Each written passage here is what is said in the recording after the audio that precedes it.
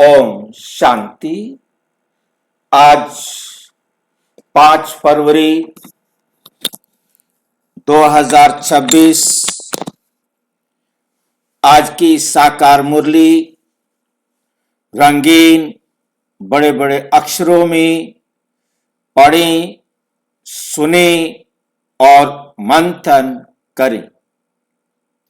हम प्रतिदिन प्रातः 4 बजे, 6 बजे, शाम को 4 बजे, 8 बजे 4 बार मुरली मंथन करते हैं। आप सभी भी इस मुरली मंथन में साथी व सहयोगी बन सकते हैं, जिसके लिए इसी वीडियो के डिस्क्रिप्शन बॉक्स में लिंक दिया हुआ है, जिस लिंक के द्वारा चारों समय रोजाना आप सहज रीति से जुड़ सकते हैं। यदि आपको जुड़ने में कोई कठिनाई हो रही है तो सामने वाले इसी वीडियो में आप चलती हुई लाइन देख रहे हैं, नीचे उसमें व्हाट्सएप नंबर दिखाई दे रहा है, उस पर मैसेज करके आप प्रश्न पूछ सकते हैं। आपका कोई सुझाव है तो वो सुझाव भी दे सकते हैं, लिंक भी प्राप्त कर सकते हैं। और जब सुविधा हो आप साथी भी बन के हम सबको सहयोग भी दे सकते हैं और सहयोग ले भी सकते हैं। अच्छा, ओम शांति। आज की साकार मुरली का सार। मीठा मीठा बाबा कहते, मीठे बच्चे अभी ये चढ़ती कला का समय। अब कौन सा समय है? अब ये चढ़ती कला का समय है। भारत गरीब से साहूकार, भारत गरीब से साहूकार बन रहा है या बनता है। तुम बाप से सतयुगी बादशाही का वर्षा ले लो। ये वो समय है जब भारत गरीब से साहूकार बनता है। किस बात में भारत गरीब है भाई?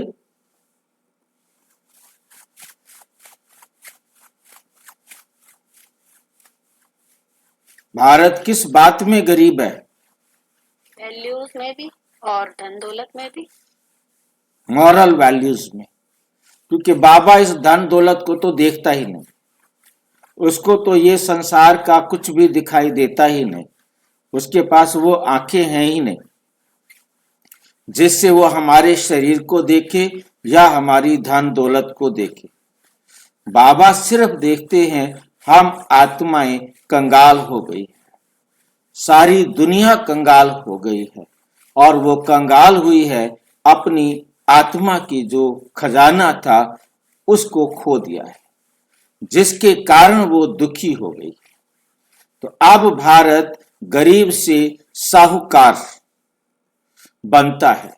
ये वो समय है संगम युग, जब परमात्मा आते हैं तो सारी दुनिया को परमात्मा आकर साहूकार बनाते हैं। तुम बाप से सतयुगी बादशाही का वर्षा ले लो।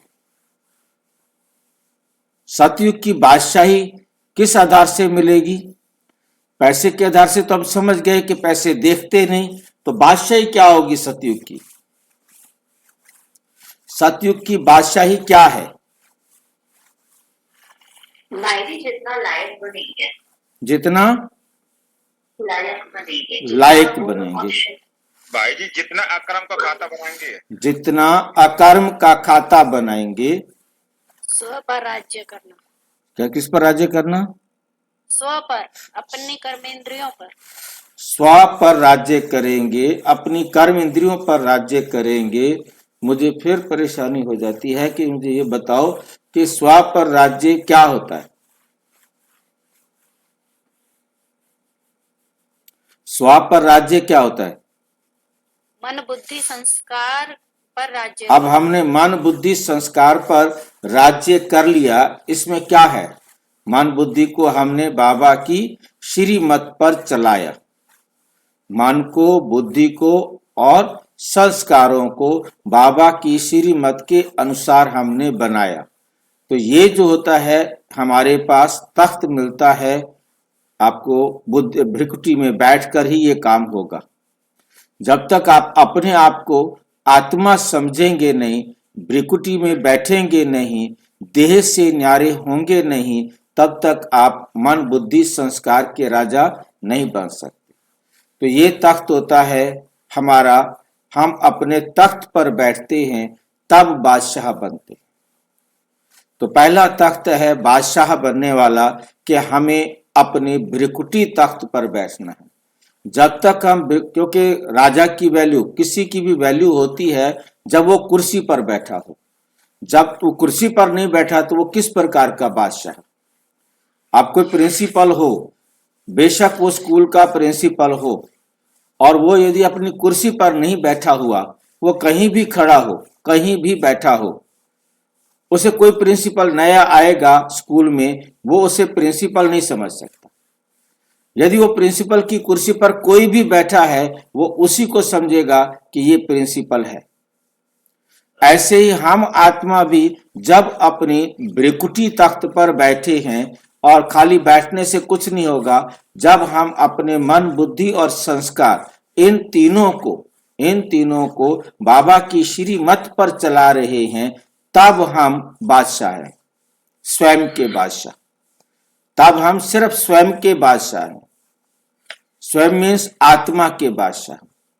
और अपने बादशाह बनने के पर हम क्या कर सकते हैं, मन बुद्धि संस्कार को कंट्रोल कर सकते हैं।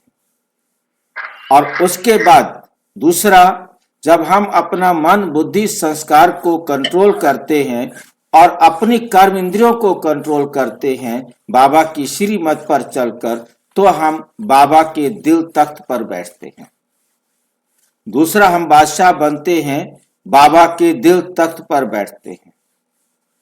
और उसके बाद ये जो दो तख्त हम यहां प्राप्त कर लेते हैं, तो हमें तीसरे तख्त मिलने का चांस है। कब मिलेगा तीसरा तख्त? तीसरा तख्त क्या होता है, कौन बताएगा? बादशाह। हाँ जी, सतयुग के बादशाह बनने के लिए हमें क्या करना होगा? सबके दिलों के राजा। हाँ, उसके लिए सबके दिलों का राजा बनने के लिए क्या करना पड़ेगा? प्रजा बनाएंगे, ऐसा व्यवहार करेंगे सर्व के साथ जो बाबा की श्रीमत से है, और वो उससे खुश होंगे, तब हम उनके दिलों पर राज कर सकते हैं, जिसे कहते हैं हम अपनी भाषा में अकर्म का खाता। यह अकर्म का खाता वो होता है जिसके द्वारा हम दूसरों के दिलों पर राज करते हैं। दूसरा कहता है कि हाँ आप मेरे हो, दूसरा कहता है आप मेरे हो, दूसरे के दिल में आपके प्रति प्यार, आपके प्रति सम्मान आता है। इसे अकर्म का खाता कहते हैं।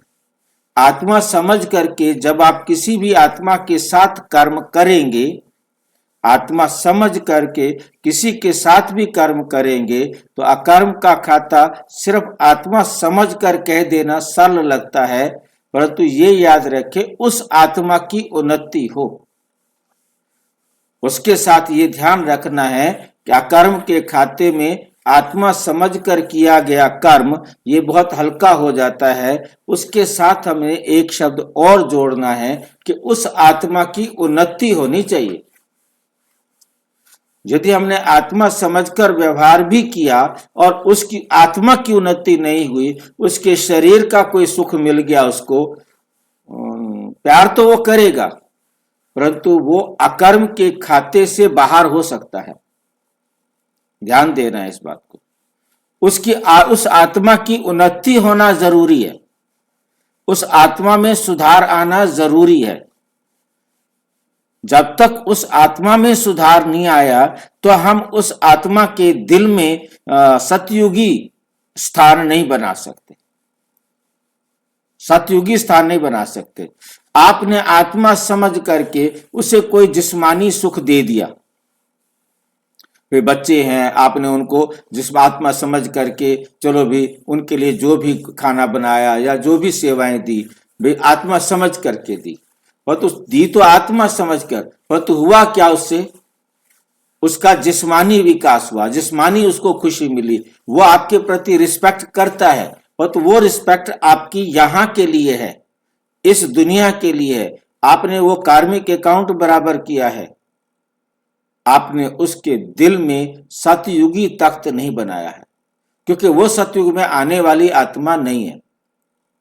जब तक उस आत्मा का उत्थान नहीं हुआ, वो सतयुग में आएगी नहीं। तो सतयुग में आपका उसके दिल पर उसके दिल तक पर सतयुग में कैसे बैठोगे?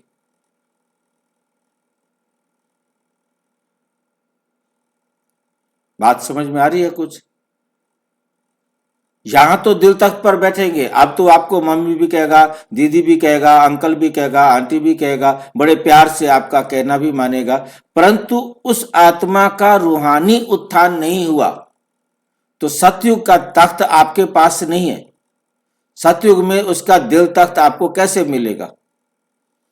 वो आने वाली आत्मा द्वापर कलयुग में है, सतयुग में आप उसके दिल तख्त पर कैसे बैठेंगे? जिसको आपने दिया नहीं वो सतयुग में आपको क्यों बिठाएगा अपने दिल तख्त पर?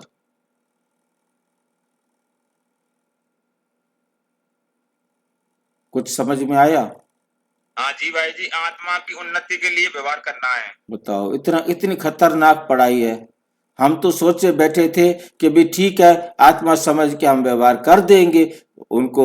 अब हम सबको खाना भी बना के देना है, कपड़े भी धोना है, सेवा भी करनी है, और नहीं मानते तो अब जबरदस्ती तो किसी को कर नहीं सकते कि तुम जो है ना बाबा के बच्चे बनो। जबरदस्ती तो आत्मा कोई, की उन्नति तो उसकी तभी होगी जब वो ज्ञान में आएगा, और ज्ञान में आना उसका कोई हमारी मुट्ठी में नहीं है ना। हमारी मुट्ठी में नहीं है। मुट्ठी में हमारी है, पर तो हम उस लायक नहीं है। हमारे कोई मारेगा डंडा, पापा बाबा जो है ना किसी और को डंडा नहीं मारेगा, कहेगा तुम है तो तुम्हारी मुट्ठी में, तुम खुद लायक नहीं बनो, क्या करें? उसका हाँ, पता कैसे पड़े भाई? किसे? वो उत्थान में आया है या नहीं आया वो आपको पता लगेगा, उसको क्या पता लगेगा? वो बेचारा तो बाबा का नया बच्चा बनेगा तभी होगा ना। हाँ। मतलब हम बच्चों के साथ, परिवार के साथ, संबंध संपर्क वालों के साथ, चाहे वो ऑफिस में है, चाहे ना किसी भी क्षेत्र में हमारे संबंध संपर्क में जो भी आते हैं, हमने आत्मा समझकर उस आत्मा के साथ अच्छा व्यवहार किया। ये याद रखना है, वो जिस्मानी व्यवहार है तो उसको जिस्मानी खुशी मिली है, तो हमने अपना कार्मिक अकाउंट बराबर किया है। इस दुनिया का कार्मिक अकाउंट बराबर किया। उसने जिस्मानी व्यवहार मेरे साथ अच्छा किया हुआ था, मैं बाबा के ज्ञान में आने के कारण उसके साथ जिस्मानी व्यवहार अच्छा कर दिया। वो खुश भी है, आप भी खुश है, परंतु ये सतयुगी दिल तख्त नहीं बना। जिस सतयुग में आप वो ना आएगा, ना आप उसके दिल तख्त पर बैठेंगे। आप चाहे आ जाओ, आप सतयुग के राजा नहीं बन सकते। सतयुग का राजा बनना है तो आपने सतयुग के लायक उस आत्मा को भी बनाने के लिए पुरुषार्थ करना है। इतना अच्छा व्यवहार करना है कि वो कहे कि मुझे बताओ, मैंने भी आपके साथ सतयुग में चलना है, मुझे भी आपके साथ सतयुग में चलना है, और वो सतयुग में चलने के लिए मेहनत करे, पुरुषार्थ करे, तो आप सतयुग में जाकर उसके दिल पर राज करेंगे। वो आपको राधा की तरह, कृष्ण को जैसे राधा ने कृष्ण को पहचाना, उस समय की आई हुई आत्मा दिल से कृष्ण को राजा बनाती है, नारायण को राजा बनाती है, ऐसे आपको तब वो राजा बनाएंगे। क्योंकि वो संस्कार बन जाना चाहिए ना, उसका संस्कार बनेगा आपके प्यार से, आपके रूहानी व्यवहार से उसका वो संस्कार बन जाए जिसके आधार पर वो सतयुग में आकर आपको नारायण के रूप में चुने। चाहे सतयुग के पहले जन्म में ना चुने तो दूसरे जन्म में तो चुन ले, तीसरे जन्म में तो चुन ले। वहां पर भी हमने देखा कि लगभग 1250 साल के अंदर कितने होंगे? 35 साल का, यदि 40 साल का भी हम लगाए तो 30 जन्म है, 30 राजा बनेंगे वहां पर, और भी बहुत सारे राजा बनेंगे। तो जरूरत होना है कि पहले जन्म नहीं तो दूसरे जन्म, तीसरे जन्म, किसी जन्म में तो राजा चुने। हम तो फंस गए वैसे यहाँ आकर के। इतनी गहराई से तो हमने कभी सोचा भी नहीं था।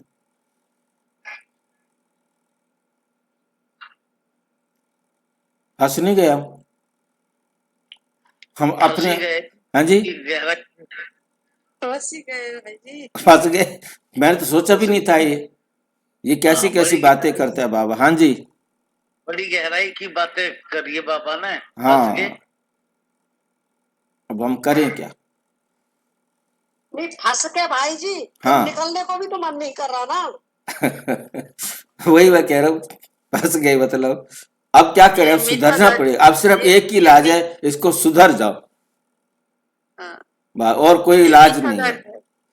मतलब हमें समझ में आ रहा है कि अब आगे बढ़ो, पीछे की तरफ देखो मत। पीछे जाने का तो कोई स्कोप नहीं है, आगे स्कोप ही बढ़ना नहीं, ही है, आगे बढ़ना ही। हाँ, मतलब इसीलिए ये मतलब जो है ना बातें निकल करके आ रही है, क्योंकि हम। हाँ जी, बाबा ने बोले हैं जो सबको बाबा का परिचय दो। हाँ, कैसे पता चलेगा कौन आएगा कि नहीं आएगा? उसकी चिंता हमें नहीं करनी है।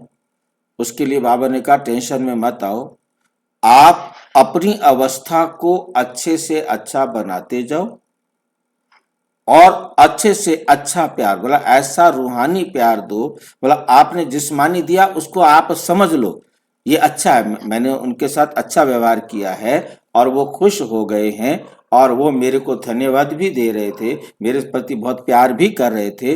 वो मेरा पिछला जिस्मानी हिसाब बराबर हुआ, वो अच्छा हिसाब बना हुआ था, किसी भी जन्म में बना था, चाहे वो त्रेता में बना था, चाहे वो सतयुग में बना था, कभी भी बना था, उसने मेरे साथ अच्छा व्यवहार किया हुआ था, मैंने भी अब उसके साथ अच्छा व्यवहार कर दिया। ये हमारा इस जन्म का हिसाब बराबर हुआ, क्योंकि जिस्मानी अकाउंट यहां बराबर करना है, रूहानी अकाउंट हमको वहां लेके जाना है।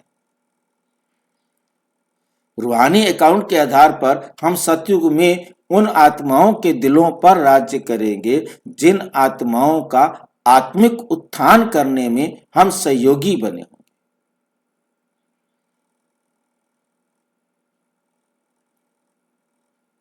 जिस आत्मा का उत्थान हम नहीं कर सके उसके दिल में हमारे प्रति क्यों आएगा? हम उसके इष्ट देव क्यों बनेंगे?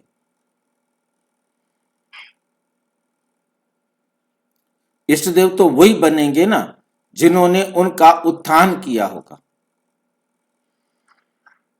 जो निमित्त बने होंगे उत्थान करने के।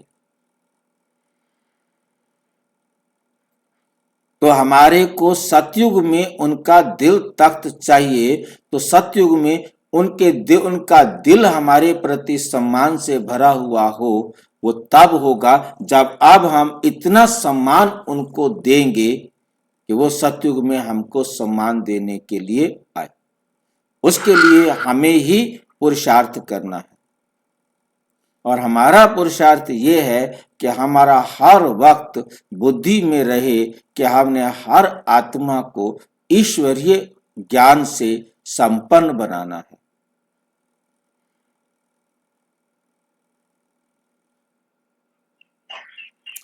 ठीक है, क्योंकि बाबा की बात, तुम बाप से सतयुगी बादशाही का वर्षा ले लो, यह भी हमने चर्चा की थी। सतयुग में तख्त कैसे मिलेगा, तब जाकर के ये बात आज क्लियर हुई कि सतयुग का तख्त तो, सतयुगी बादशाही तो तब भी मिलेगी, तब हमें कोई सतयुग में राजा बनाने को तैयार होगा जब हमने उसको सतयुग के लायक बनने में सहयोग दिया होगा। बनना उसने है, उसके पुरुषार्थ को हमने नहीं करना, पर तो हमने जिनको सतयुग के लायक बनने का सहयोग दिया होगा और वो बने होंगे और वही आएंगे, तो हमें वो सतयुग के, हम भी सतयुग के लायक बने, वो भी सतयुग के लायक बने और उसके दिल में समान आए। यदि हम नहीं बना पाए तो हमने जितना किया, ये घबराना नहीं है। हम मान लो कि सतयुग के पहले जन्म के लायक नहीं बने, दूसरे के, तीसरे के, कहीं तो आएंगे, परंतु हम राजा नहीं बने तो हम यदि प्रजा में आएंगे, प्रजा में हमारे प्रति उसका हमारे प्रति प्यार हो, वो तभी होगा जब हमने उसको वहां के लायक बनने में सहयोग दिया होगा। अकर्म के खाते के आधार पर तो वो आएगा ना। तो अकर्म का खाता उसकी रूहानी उत्थान में सहयोग देगा, तो वो सतयुग में हमारे प्रति रूहानी प्यार, रिस्पेक्ट रखेगा। चाहे वो हमें परिवार का मुखिया के रूप में ले, यदि ज्यादा आत्माओं का किया है तो हमारे जो आसपास की आत्माएं होंगी वो हमारे प्रति सम्मान से बात करेंगी, क्योंकि आएंगे तो सारे सम्मान करने वाले ना।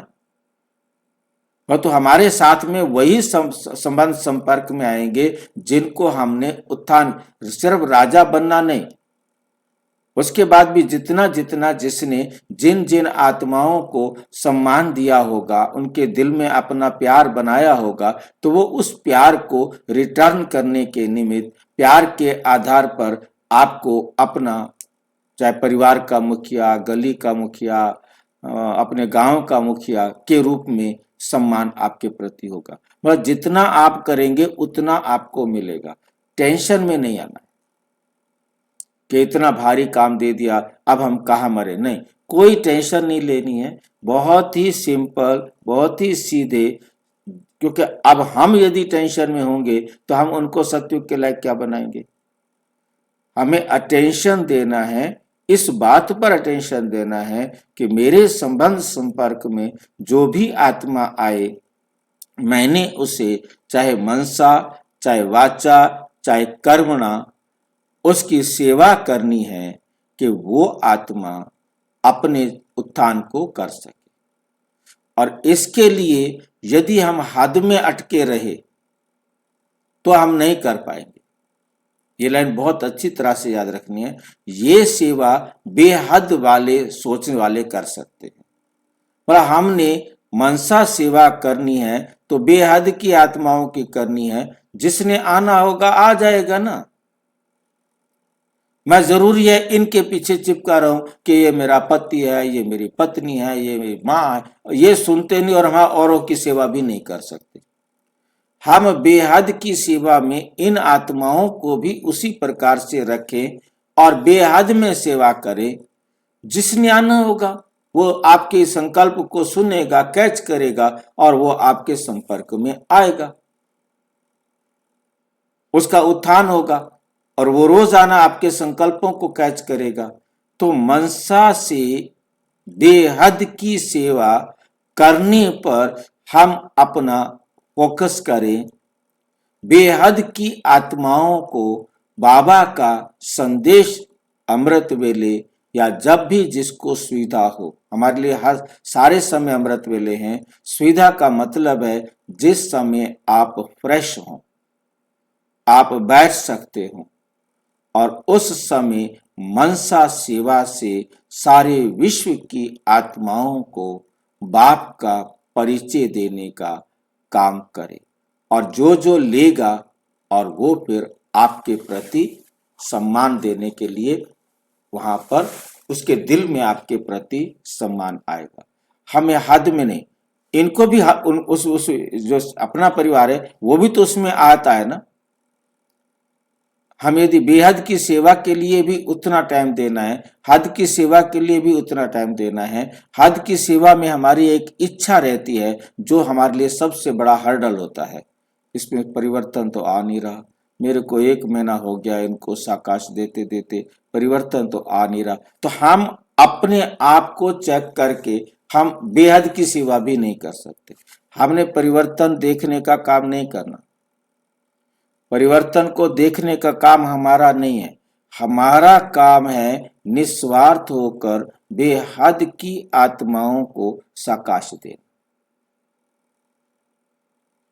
अब बेहद की आत्मा चाहे कोई कहीं भी बैठी होगी, उसे बाबा के प्रति लगन लगेगी तो वो उस आत्मा का हम आत्मा के साथ संबंध जुड़ गया।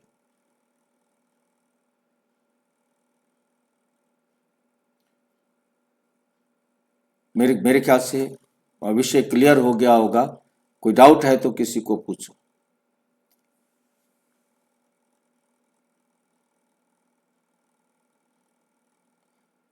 क्लियर है भाई? प्रश्न, बाप को कौन सा टाइटल श्री कृष्ण को नहीं दे सकते?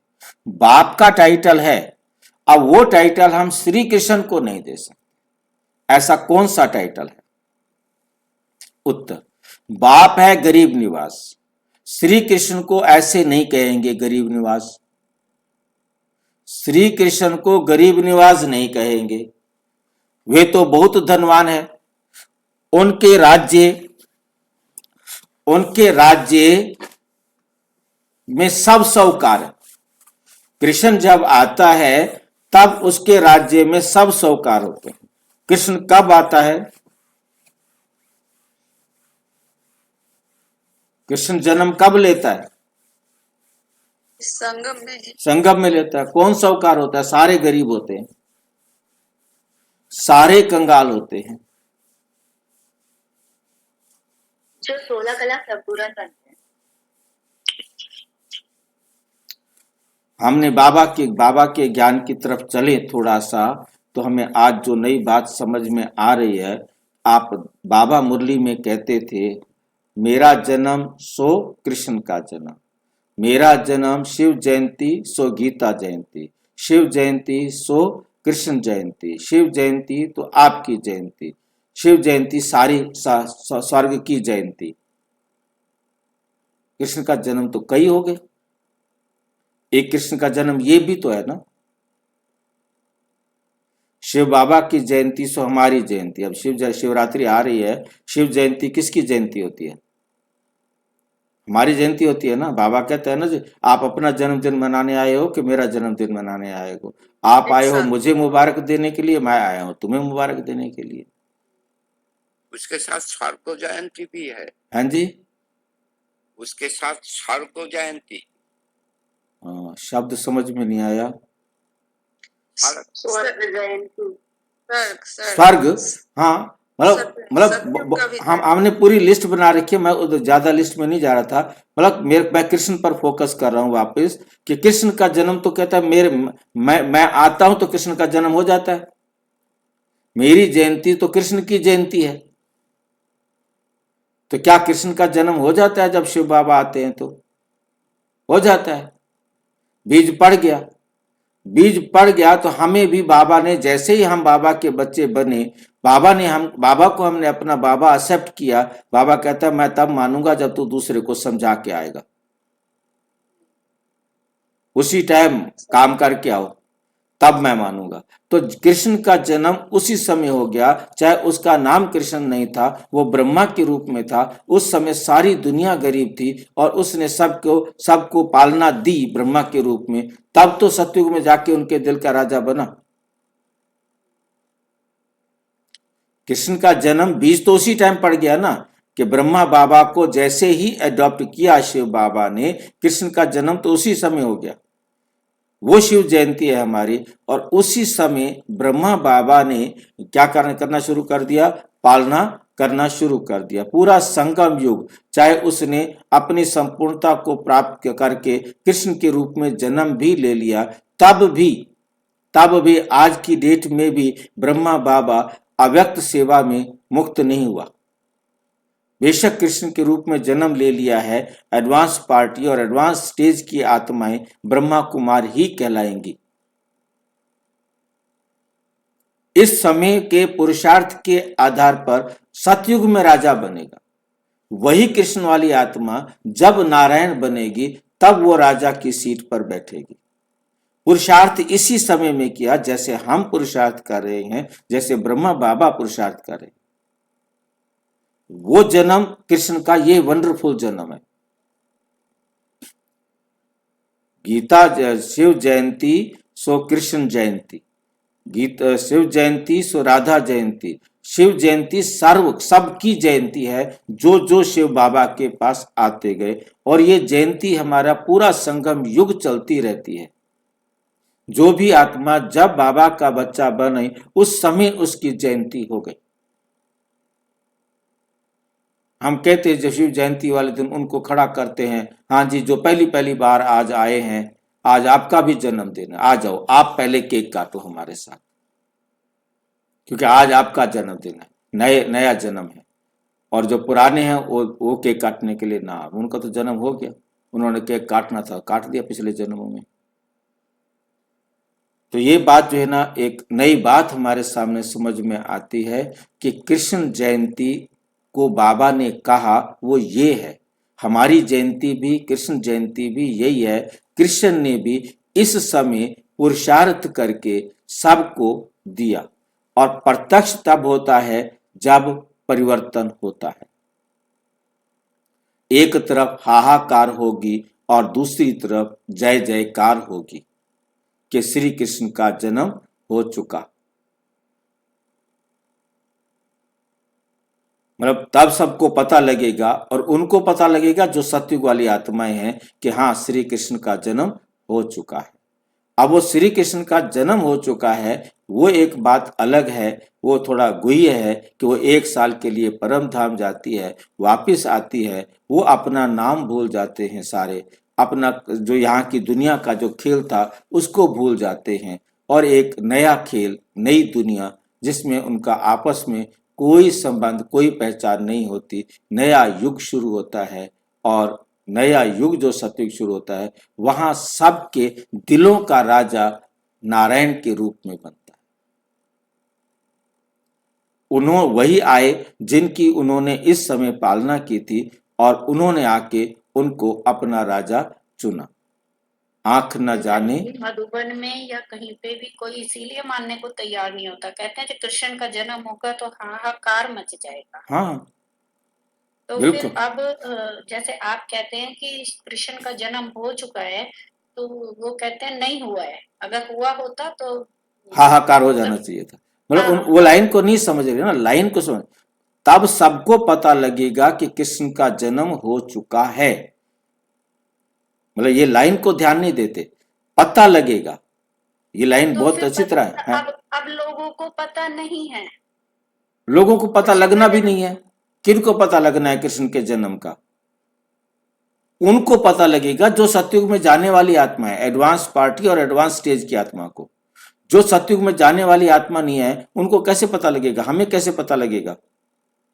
और सतयुग में जाने वाले तो है, अभी नहीं जाएंगे, लेकिन उनके पेरेंट्स भी जाएंगे। उनको तो नहीं पता कि ये कृष्ण हमारे घर में जन्म हुआ है उसका।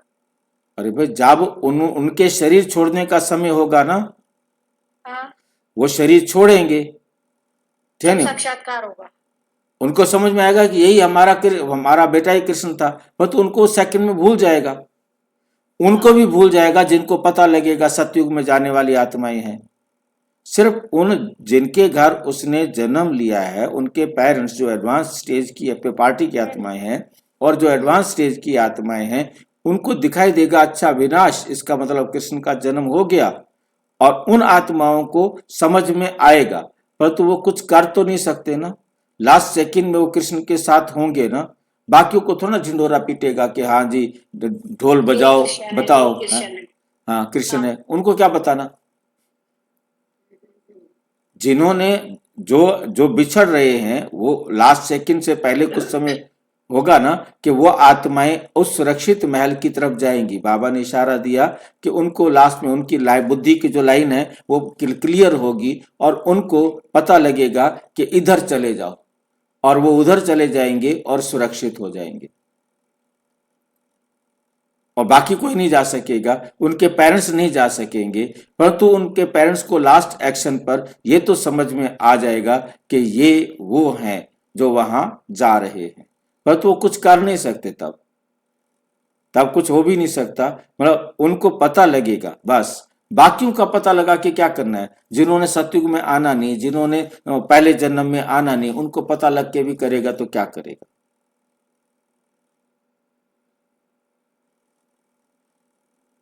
अभी बाबा ने कहा कि विश्व किशोर भाई भाव को शरीर छोड़ने से कुछ समय पहले तो माल याद था कि भी है ना, मैं जाकर के क्या बनूंगा, प्रथम राजकुमार बनूंगा, परंतु अंतिम समय में उसको याद नहीं रहा।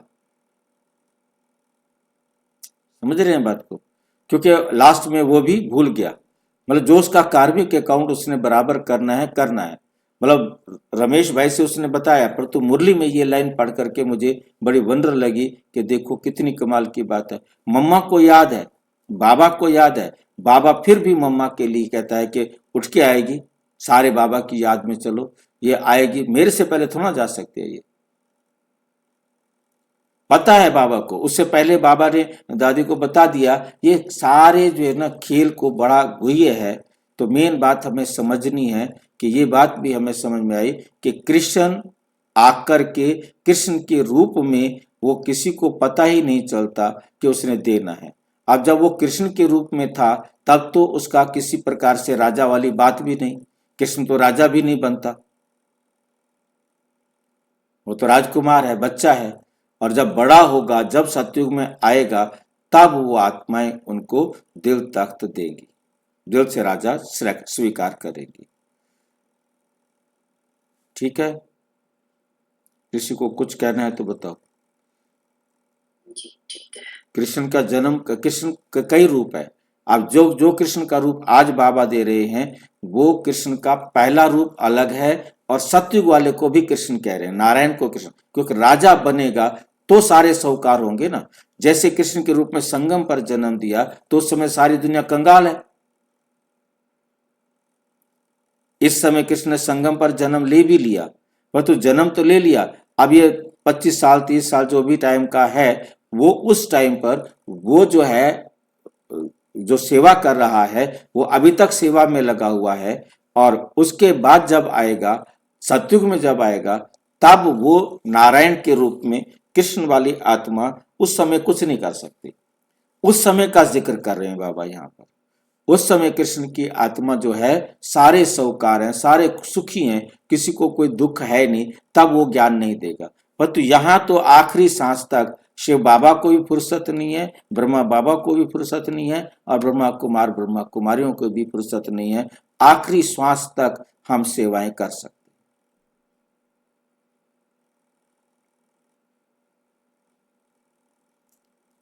ठीक है, भारत को ही साहूकार बनाते हैं। तुम कहते हो हमारा भारत स्वर्ग था, अभी नहीं है, फिर से बनने वाला है। गरीब निवास बाबा ही भारत को स्वर्ग बनाते, गरीब निवास बाबा ही भारत को स्वर्ग बनाते हैं, और कोई बना ही नहीं सकता। आखिर वो दिन आया आज, ओम शांति। मीठे मीठे रूहानी बच्चों ने ये गीत सुना। जैसे आत्मा गुप्त है और शरीर प्रत्यक्ष है। आत्मा इन आंखों से देखने में नहीं आती है, इनकॉग्निटो है जरूर, परंतु इस शरीर से ढकी हुई है। इसलिए कहा जाता है आत्मा गुप्त है। आत्मा खुद कहती है मैं निराकार हूं, यहाँ साकार में आकर गुप्त बनी हूं। आत्माओं की निराकारी दुनिया है, उसमें तो गुप्त की बात नहीं। परम पिता परमात्मा भी वहां रहते हैं, उनको कहा जाता है सुप्रीम। ऊंच ते ऊंच आत्मा, परे ते परे रहने वाला परमात्मा। ऊंच ते ऊंच आत्मा परम माना, और दूसरा परे ते परे रहने वाला परम आत्मा। बाप कहते हैं जैसे तुम गुप्त हो, मुझे भी गुप्त आना पड़े। मैं गर्भ जेल में आता नहीं हूँ, मेरा नाम एक ही शिव चला आता है। मैं इस तन में आता हूँ तो भी मेरा नाम बदलता नहीं। इनकी आत्मा का जो शरीर है, इनका नाम बदलता है, मुझे तो शिव ही कहते हैं। सब आत्माओं का बाप तो तुम आत्माएं इस शरीर में गुप्त हो, इस शरीर द्वारा कर्म करती हो, मैं भी गुप्त हूँ। तो बच्चों को ये समझा ज्ञान अभी मिल रहा है, बच्चों को ये ज्ञान अभी मिल रहा है कि आत्मा इस शरीर से ढकी हुई है। आत्मा इस शरीर से ढकी हुई है। आत्मा है इनकॉग्निटो, आत्मा है गुप्त, शरीर है कॉग्निटो।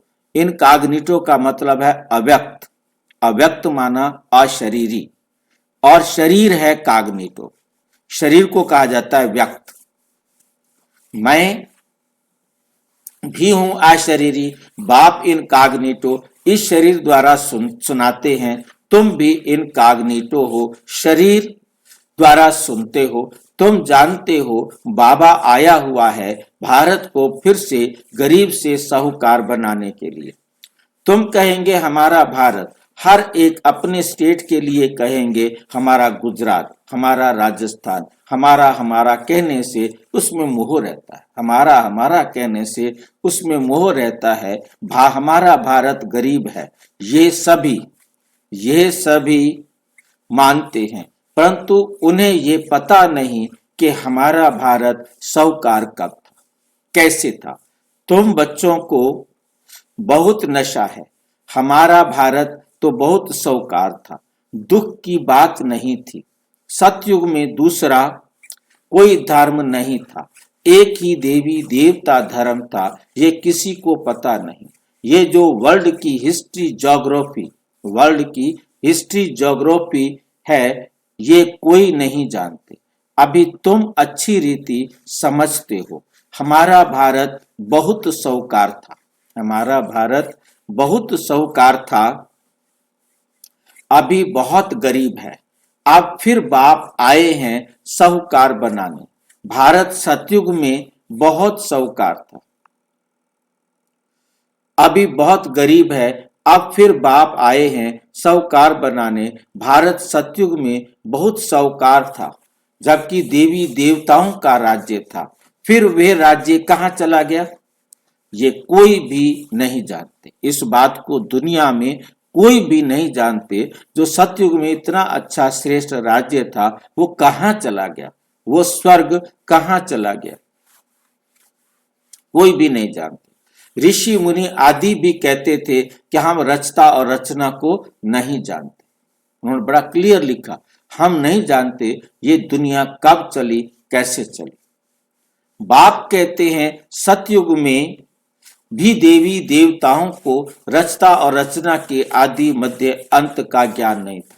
जो सतयुग में आए थे, देवी देवताएं थे, लक्ष्मी नारायण थे, या जो भी सारी आत्माएं, उनको भी नहीं पता था ये संसार कब बना, कैसे बना, हम कैसे उठ करके आ गए हैं, किसने हमारे लिए ये रहने की जगह बना के रखी हुई थी।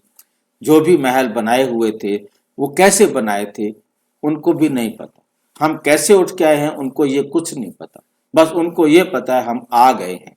हमारा जो वॉयज छोटी सी पुस्तक है अपना जगदीश भाई जी की, उसके अंदर ये बात मुझे जब समझ में आई थी कि उन्होंने उसमें लिखा कि जो पहली आत्माएं होंगी, मतलब वॉयज में जगदीश भाई जी ने एक कल्पना की है। उसने भी मतलब एक काल्पनिक जो है ना सीन का क्रिएशन किया है, और वो लिखते हैं कि उन आत्माओं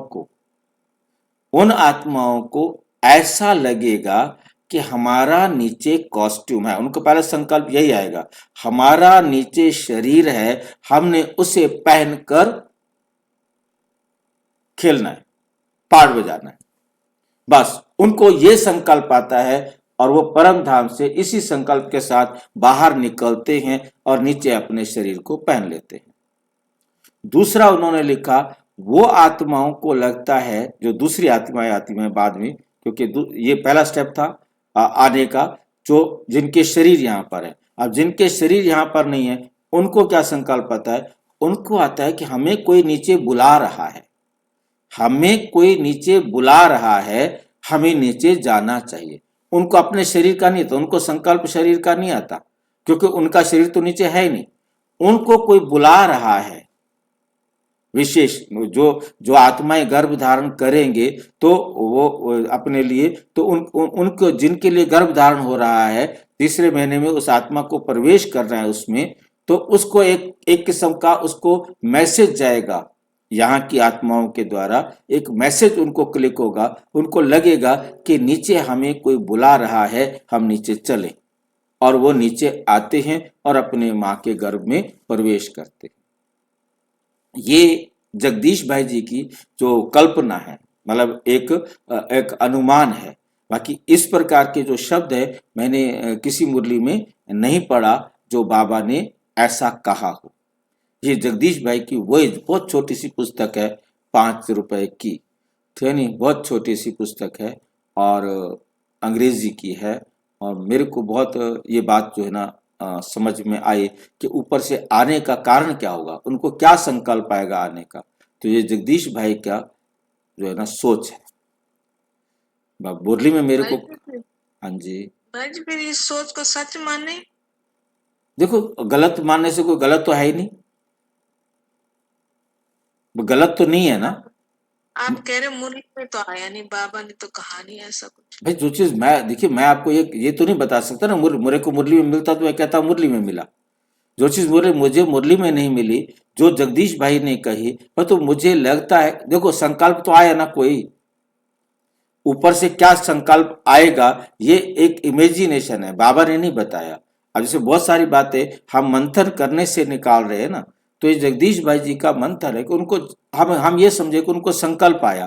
क्या संकल्प आया? क्या संकल्प आया? पहला संकल्प कि जो ऊपर से नीचे आए, क्योंकि नहीं तभी तो भाई जी, तभी तो दुनिया ये बढ़ेगा, संसार हाँ। संसार जब ऐसा संकल्प आएगा।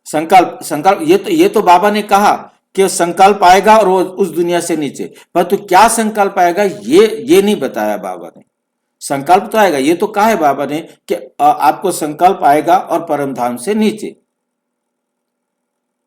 परमात्मा को भी संकल्प आता है तो परम धाम से बाहर। भाई जी तभी आत्माएं बढ़ेंगी धरती पर। हाँ जी, हाँ जी। परंतु उनका जो संकल्प के अंदर जो डिफरेंस है, जो जगदीश भाई जी ने बताया, वो मेरे को इसलिए टच कर रहा है कि उन्होंने अपनी तरफ से सोचा है कि ऐसा संकल्प आएगा। क्योंकि जगदीश भाई जी को व्यास कहा है बाबा ने, और जगदीश भाई जी, व्यास का मतलब होता है महाभारत लिखने वाला, जिसने महाभारत लिख करके सारी दुनिया का बेड़ा गर्क किया। और उसने उसमें लिखा कि मेरे को सृष्टि के आदि मध्य अंत का राज समझ में आया जो मैं महाभारत लिख रहा हूं। तो मतलब कहने का है कि उन्होंने जो ये बात दी है वो इस मतलब से समझना है कि इस प्रकार का संकल्प आता है। चाहे संकल्प कैसा भी आए, तो संकल्प तो यही आएगा ना, मैं नीचे आऊं तो मेरे को यदि कहीं जाना है, तो मेरे को कहीं भी जाना है तो मेरे को संकल्प आएगा कि मैंने वहां क्या करने जाना है।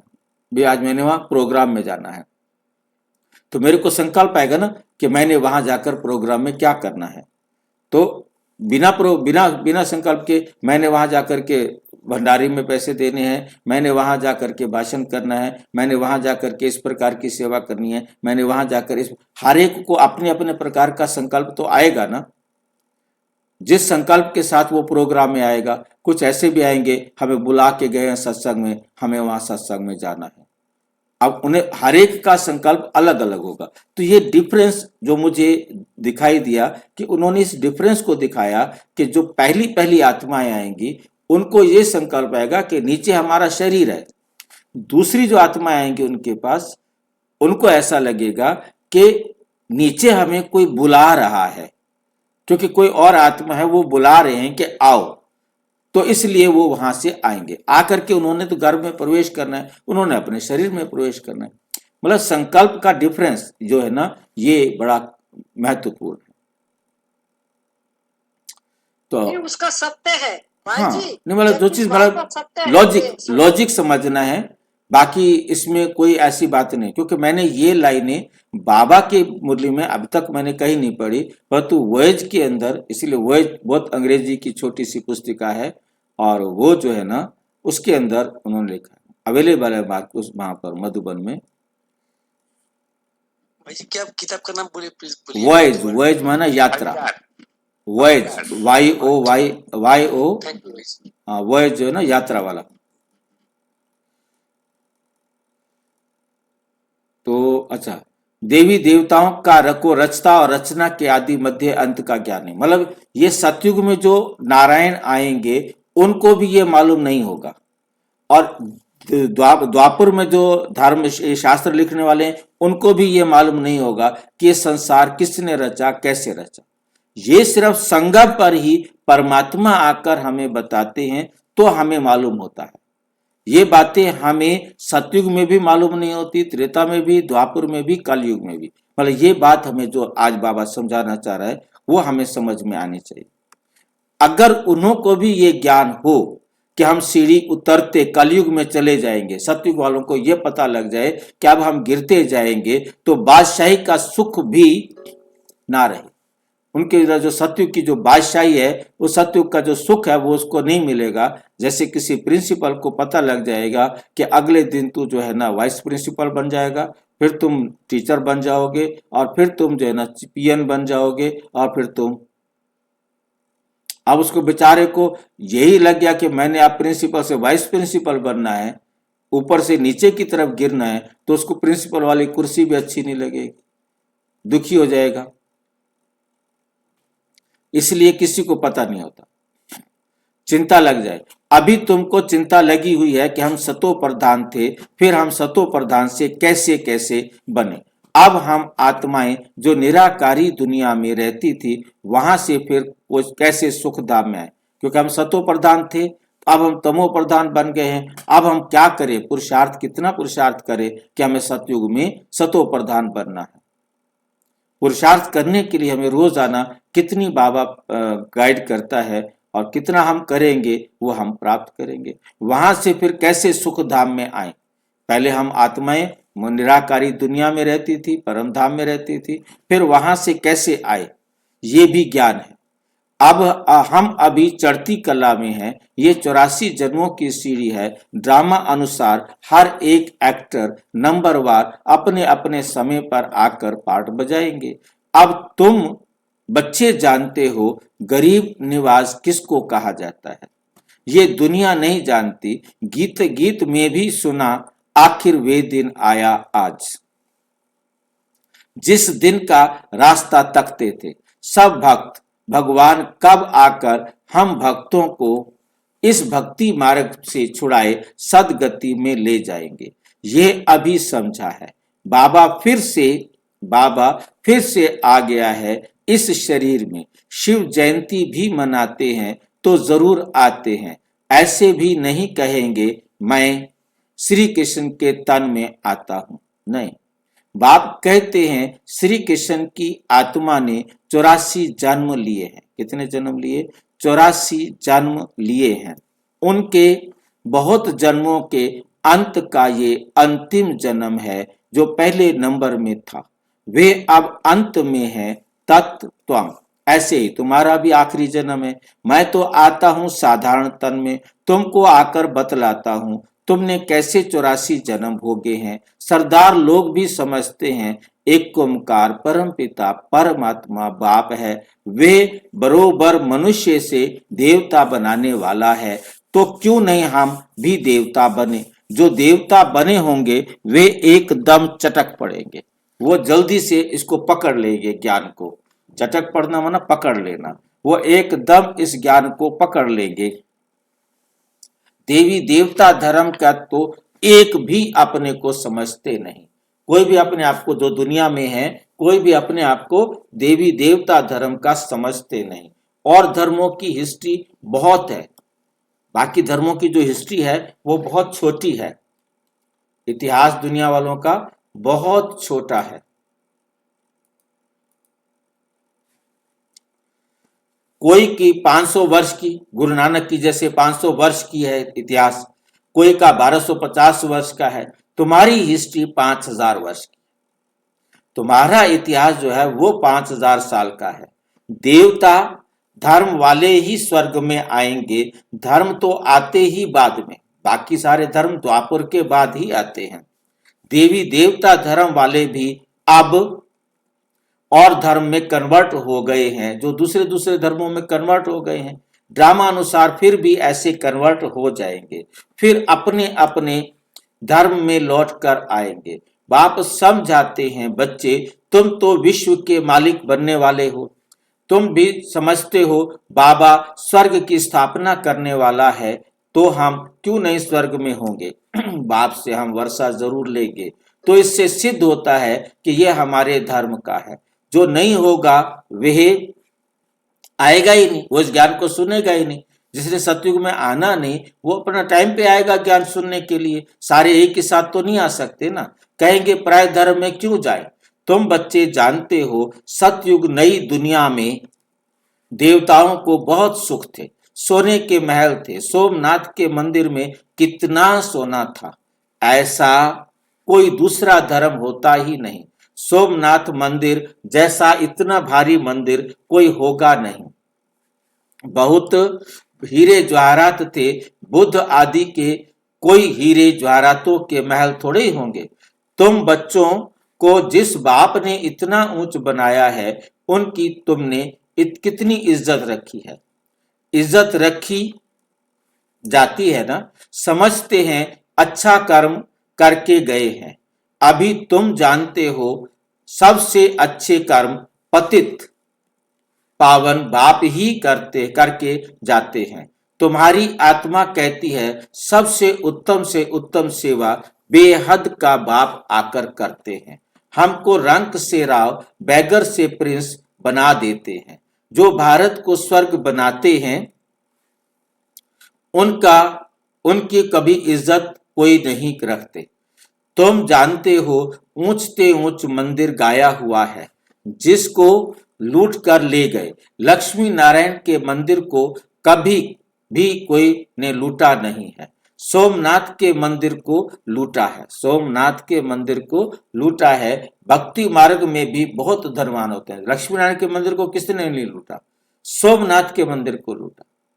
राजाओं में जो भी नंबरवार होते हैं ना, जो ऊंच मर्तबे वाले होते हैं, तो छोटे मर्तबे वाले उन्हों की इज्जत रखते हैं। जो ऊंच मर्तबे वाला होगा तो छोटे मर्तबे वाले बड़े की इज्जत रखेंगे। दरबार में भी नंबरवार बैठते हैं। जो दुनिया में दरबार लगते हैं, उस दरबार का अंदर जो भी राजा है, राजा के साथ किसी दूसरे देश का राजा आएगा तो बैठेगा।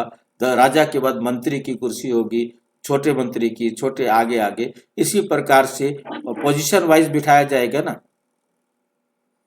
दरबार में भी नंबरवार बैठते हैं। बाबा तो अनुभवी है ना। यहाँ की दरबार है पतित राजाओं की। पावन राजाओं की दरबार कैसी होगी? जबकि उन्हों के पास इतना धन है तो उन्हों के घर भी इतने अच्छे होंगे। अभी तुम जानते हो बाप हमको पढ़ा रहे हैं, स्वर्ग की स्थापना करा रहे हैं। हम महारानी महाराजा स्वर्ग के बनते हैं, फिर हम गिरते गिरते भक्त बनेंगे। तो पहले पहले शिव बाबा के पुजारी बनेंगे, जिसने हाँ जी बाजी लक्ष्मी नारायण को मंदिर नहीं लूटा, शिव के मंदिर लूटा, इसका मतलब क्या है? शिव बाबा का जो मंदिर है मतलब लूटा गया, परमात्मा का मंदिर, ठीक है ना। जबकि लक्ष्मी नारायण के मंदिर को उन्होंने नहीं लूटा। इसके पीछे क्या राज हो सकता है? इसके पीछे यह है कि भगवान का ज्ञान तो सबको मिलना है, परंतु उन्होंने धन को देखना है, उस जो स्थूल दुनिया वाले हैं।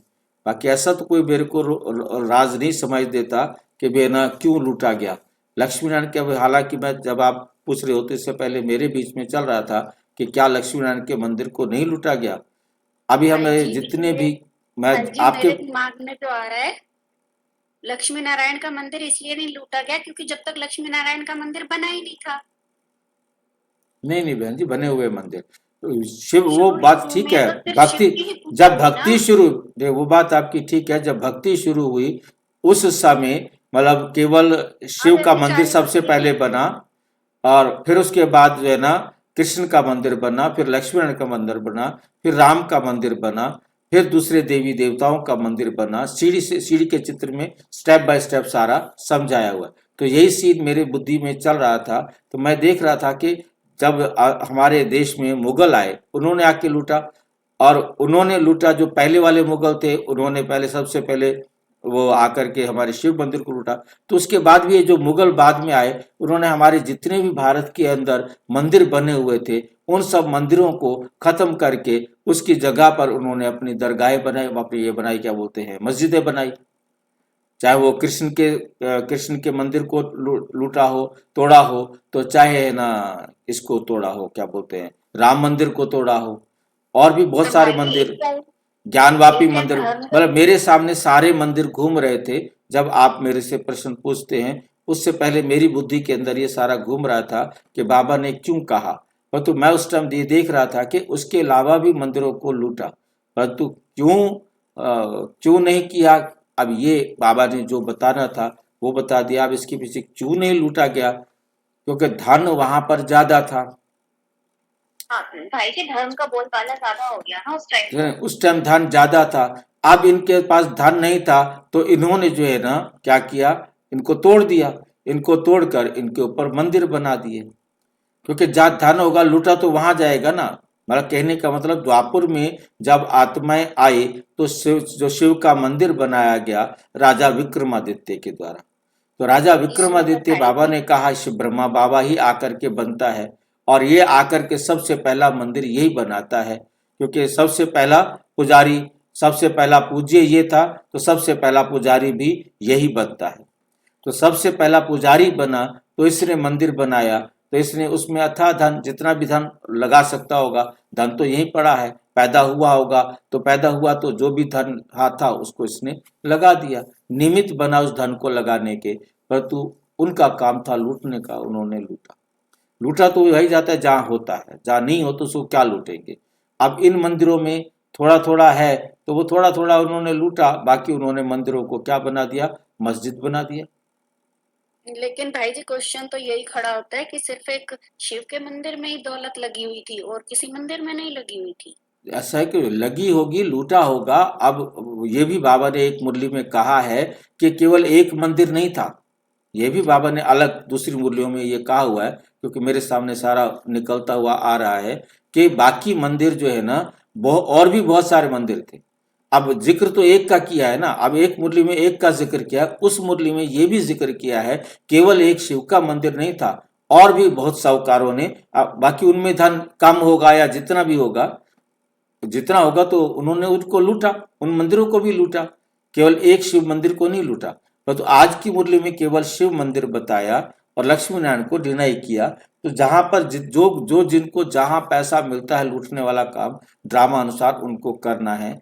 मेन बात बाबा की हमें ये समझनी है कि द्वापुर में आकर अथाह धन था जो मंदिरों में लगाया गया।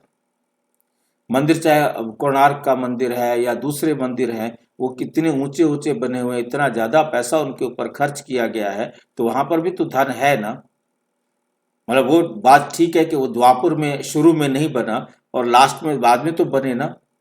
जिनको जब जिस मंदिर को जब बनना था वो मंदिर जब बना, क्योंकि वो बाकी मंदिर देवी देवताओं के तो तब बनेंगे ना जब देवी देवताओं की पूजा शुरू होगी, इष्ट देवों की पूजा शुरू होगी।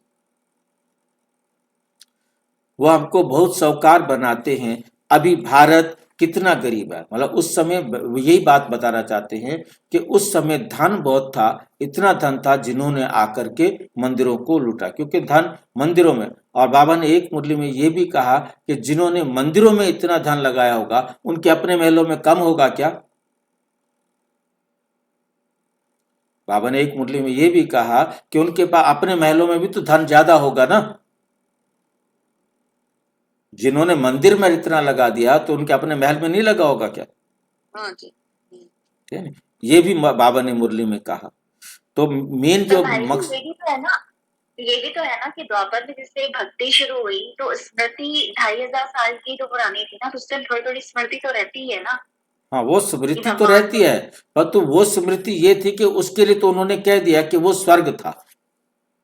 वो स्मृति तो इतनी, लेकिन लक्ष्मी नारायण को भगवान तो नहीं मानते ना उस टाइम, उस टाइम तो सिर्फ शिव को ही भगवान मानते हैं स्मृति में। हाँ वो तो अब हाँ, हम तो भगवान है ही नहीं ना, वो तो लक्ष्मी नारायण भी भगवान है ही नहीं। तो लक्ष्मी नारायण ने, जो नारायण बनी थी आत्मा, उसी आत्मा ने सबसे पहला मंदिर शिव का बनाया रामेश्वरम में। ये अपना क्या बोलते हैं, कौन सा है, सोमनाथ का मंदिर, सोमनाथ गुजरात का सोमनाथ का मंदिर बनाया। ठीक है नहीं, तो कहने का मतलब है कि जो उसने अपना जो जिससे उसको ज्ञान मिला था उसकी बुद्धि में आया कि परमात्मा, अब शिवलिंग कोई वैसा तो नहीं है, अब उसने वहां पर हीरा रखा था, डायमंड रखा था, कोई नूर का हीरा जो आज इंग्लैंड में रखा हुआ है। वो मुगल लूट के ले गए, फिर वो मुगल भारत में लेके आए, फिर वो जो अंग्रेज आए तो फिर अंग्रेज वहां से यहाँ से लेकर के गए। तो अमीरी और गरीबी बात बता रहे हैं कि पहले बहुत अमीरी थी और अब बहुत गरीबी है। कितना गरीब है, जो जमीन 500 रुपए में ली थी उसकी वैल्यू आज 5000 रुपए से भी अधिक हो गई है। ये सब है आर्टिफिशियल दान, वहां तो धरती का मूल्य नहीं होता।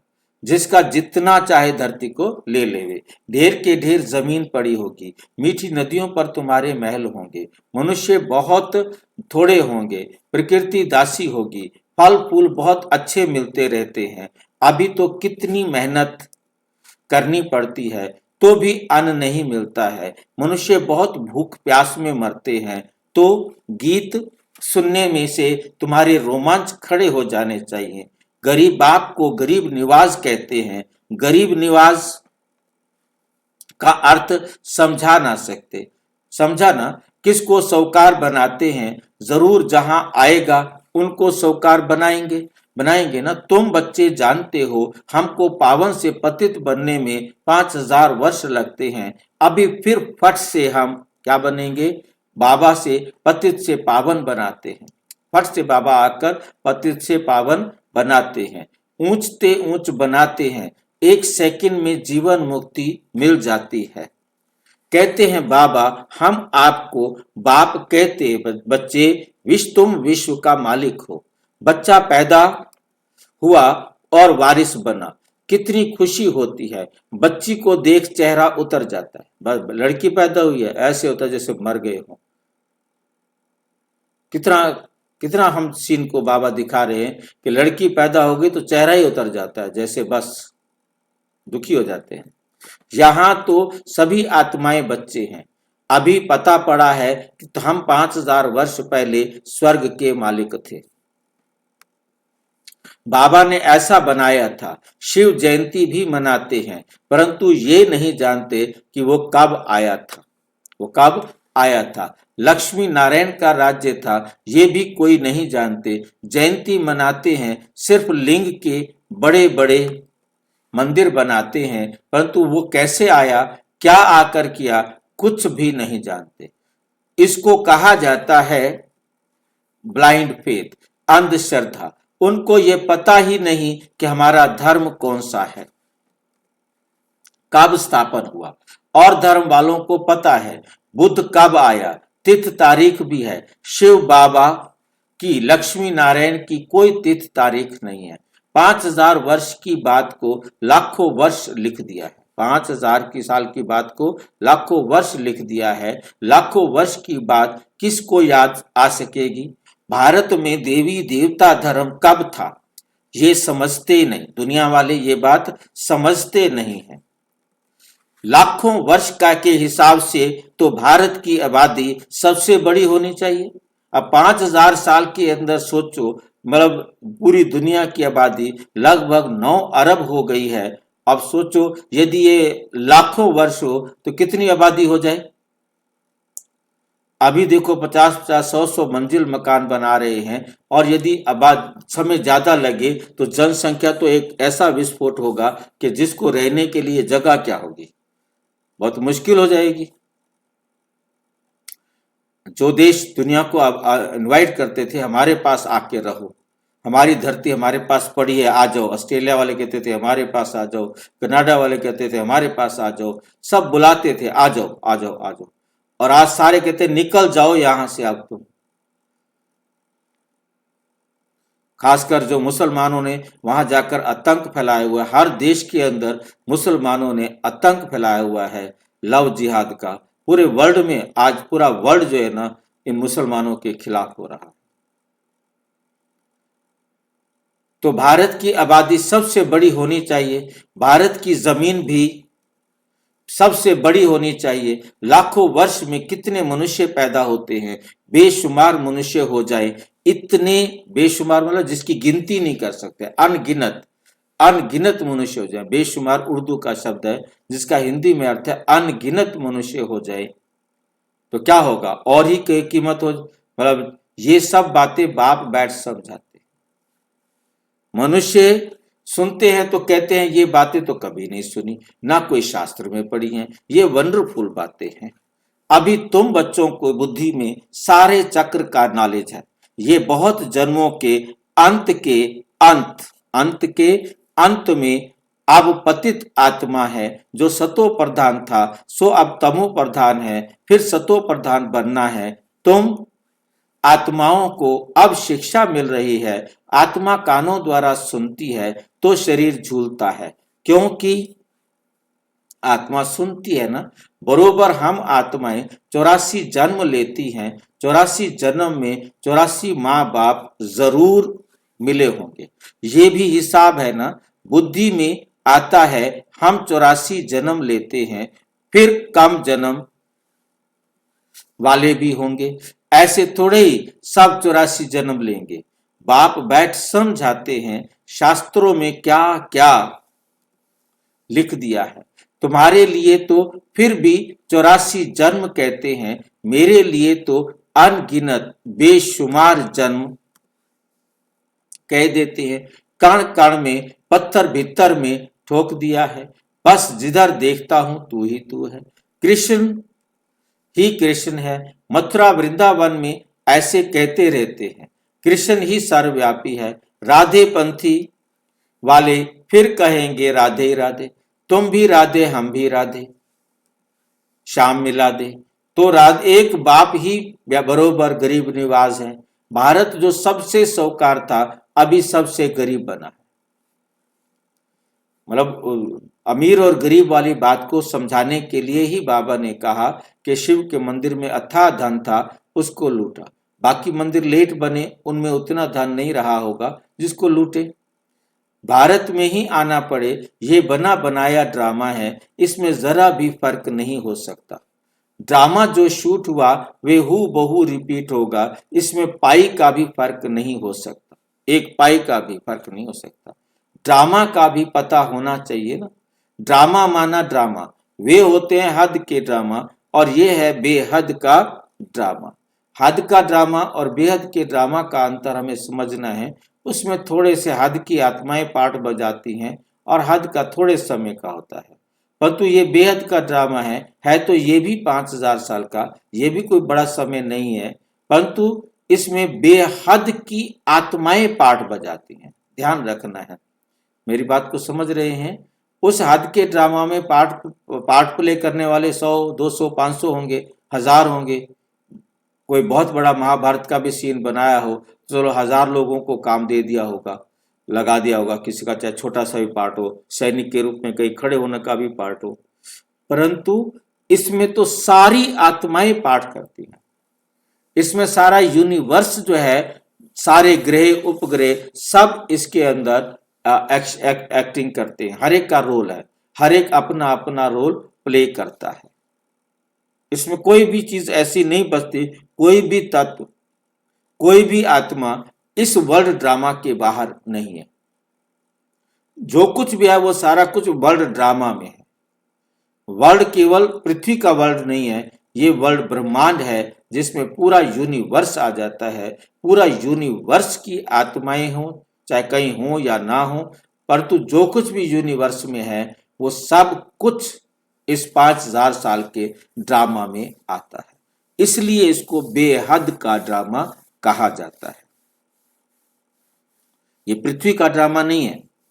पृथ्वी का यदि ड्रामा है तो फिर परम धाम और सूक्ष्म वतन और ये सारे ग्रह उपग्रह ये सारे बाहर हो जाते, फिर बाबा को कुछ और कहना पड़ता।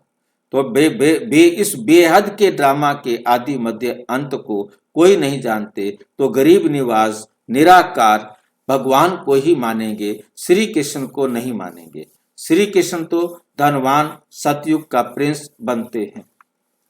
भगवान को तो अपना शरीर है नहीं, वे आकर तुम बच्चों को धनवान बनाते हैं, तुमको राजयोग की शिक्षा देते हैं, पढ़ाई से बैरिस्टर आदि बनकर फिर कमाई करते हैं। बाप भी तुमको अभी पढ़ाते हैं, तुम भविष्य में नर से नारायण बनते हो। तुम्हारा जन्म तो होगा, तुम्हारा जन्म तो होगा ना। ऐसे तो नहीं कि स्वर्ग कोई समुद्र से निकल आएगा। श्री कृष्ण ने भी जन्म लिया ना। कंसपुरी आदि तो उस समय थी, कंसपुरी तो आदि तो उस समय थी नहीं। श्री कृष्ण का कितना नाम गाया जाता है, उनके बाप का गायन ही नहीं। उनका बाप कहाँ है? जरूर श्री कृष्ण किसी का बच्चा होगा ना। श्री कृष्ण जब जन्म लेते हैं तब थोड़े बहुत पतित भी रहते हैं, जब वे बिल्कुल खत्म हो जाते हैं तो वे गद्दी पर बैठते हैं, अपना राज्य ले लेते हैं। तब तो उनका संबंध शुरू होता है लक्ष्मी नारायण से ही संबंध शुरू होता है। तुम पूरा हिसाब लिखते हो, इनका राज्य इतना समय, फिर इनका इतना समय इतिहास में लिखा जाता है, यहाँ से यहाँ तक इसने राज्य किया, यहाँ से यहाँ तक इसने राज्य किया। तो मनुष्य समझेंगे ये कल्प की आयु बड़ी हो नहीं सकती। 5000 वर्ष का पूरा हिसाब, 5000 वर्ष का पूरा हिसाब है। तुम बच्चों की बुद्धि में आता है ना, हम कल स्वर्ग के मालिक थे, बाप ने बनाया था, तब तो उनकी हम शिव जयंती मना रहे हैं।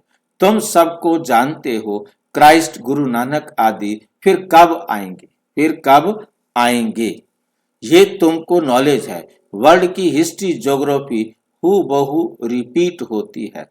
ये पढ़ाई कितनी सहज है। तुम स्वर्ग को जानते हो, बरोबर भारत स्वर्ग था। भारत अविनाशी खंड है, भारत जैसी महिमा और किसी की नहीं हो सकती। सबको पतित से पावन बनाने वाला एक बाप है। अच्छा, मीठे मीठे सिक्की लदे बच्चों प्रति माता पिता बाप दादा का याद प्यार और गुड मॉर्निंग।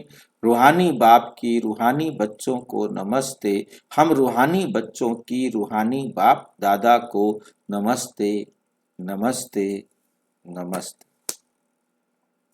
धारणा के लिए मुख्य सार नंबर 1, ड्रामा के आदि मध्य अंत का ज्ञान बुद्धि में रखते हुए सब चिंताएं छोड़ देनी है। 1, सत्व प्रधान बनने की चिंता रखनी है। गरीब निवास बाबा भारत को गरीब से साहूकार बनाने आया है। उनका पूरा मददगार बनना है। अपनी नई दुनिया को याद कर सदा खुशी में रहना है। वरदा दिल में सदा एक राम को बसाकर सच्ची सेवा करने वाले माया जीत विजयी भाव। हनुमान की विशेषता दिखाते हैं कि वो सदा सेवाधारी महावीर था, इसलिए खुद नहीं जला, पूछ से सारी लंका जला दी, पूछ द्वारा लंका जला दी। तो यहाँ भी जो सदा सेवाधारी हैं वही माया के अधिकार को खत्म कर सकते हैं। जो सेवाधारी नहीं वो माया के राज्य को जला नहीं सकते। हनुमान के दिल में सदा एक राम बसता था जो बाप के सिवाय और कोई के दिल में ना हो। तो बाप के सिवाय तुम्हारे दिल में और कोई भी नहीं हो। अपने दिल को की स्मृति भी ना हो, हमें अपने दिल की भी स्मृति ना हो, सिर्फ बाबा मेरे साथ है बस, तब माया जीत विजयी बनेंगे। स्लोगन है, जैसे आत्मा और शरीर कंबाइंड है ऐसे आप बाप के साथ कंबाइंड रहो। बस हर टाइम बाबा की याद में, बाबा की श्रीमत से काम करते चलो। ये अव्यक्त इशारे एकता और विश्वास की विशेषता द्वारा सफलता संपन्न बनो। एकता और विश्वास, ये 2 चीजें बाबा ने इस पूरे महीने के लिए ली हैं। सफलता संपन्न बनो, कैसे बनेंगे उसकी विधि आगे। संगठन में हर एक की विशेषता को देखना, उनके अवगुण नहीं देखने और विशेषता ही ग्रहण करनी है और कमजोरियों को मिटाने का प्रयत्न करना है। यही विधि है एकता का संगठन मजबूत करने की। जैसे आप सबका उठना बोलना चलना एक जैसा है, या सबकी एक जैसी बातें, एक ही गति, एक ही रीति, एक ही नीति है, ऐसे ही संस्कार भी समान दिखाई दे। भिन्नता होते भी एक दो में विश्वास रख, सबके विचारों को सत्कार दो, यही एकता का आधार है। अच्छा, ओम शांति। और विस्तार से जानने के लिए प्रजापिता ब्रह्मा कुमारी ईश्वरीय विश्वविद्यालय के किसी भी सेवा केंद्र पर संपर्क करें और यदि कोई प्रश्न है तो 9213106986 पर आरटाई करें। या टेलीग्राम करें 9650692270 पर, केवल व्हाट्सएप करें, फोन नहीं। ओम शांति।